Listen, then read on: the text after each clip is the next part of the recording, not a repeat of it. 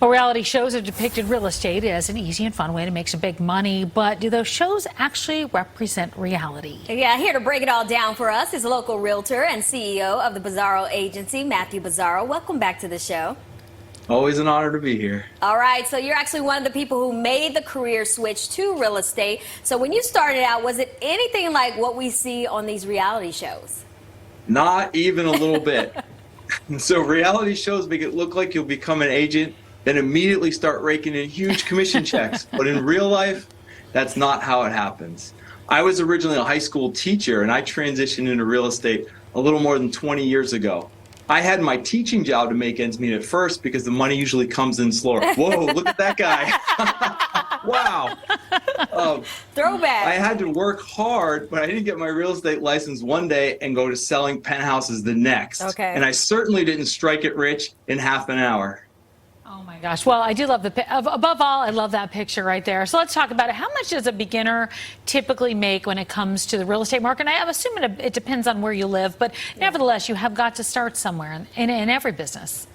Absolutely. And I think that's the most important thing to realize is you have to start, right? But see, the reality shows, they make you think you start off selling multi-million-dollar properties, right? But in real world Manhattan, you'll most likely begin working with $300,000 to $400,000 listings. Now, if you break that down, that's typically a commission of $3,000 to $4,000, which is a nice paycheck, but nowhere close to the six figures that reality shows tell you you're going to make. So you'll typically close 5 to 8 deals your first year and likely make around $40,000 to $50,000. And that's not the hundreds of thousands of dollars you see on TV, but each year your income should increase as you grow your business. So you can make a great living as an agent. However, there's no instant gratification. Right, you have to build your business over the years.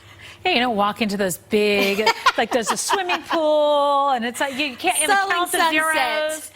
Oh boy. All right. Easy. So does the fun and flexible schedule, though, make it a little bit worth it when you're making not so much money in the beginning?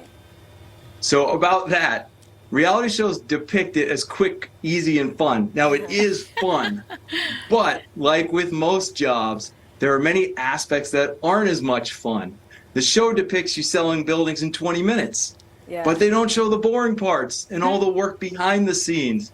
You have to set up showings, find buyers, coordinate client schedules, make a ton of phone calls, deal with mountains of paperwork.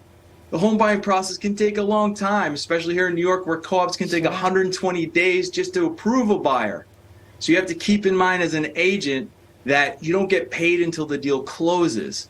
So you could be working for months, even years, before a buyer closes on their home and you get that check. You know, I still think I have the reality show belief because my brother's a realtor, Matthew, in Florida. And I'm like, isn't it so fun?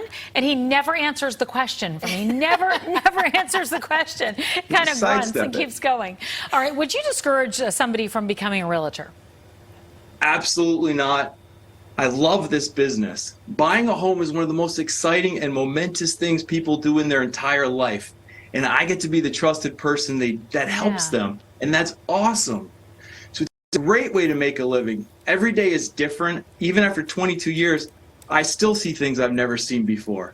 And because I own the Bizzarro agency, I also get to help new agents get started in the field by mentoring and training them to be successful. Because real estate is not just about buying and selling property.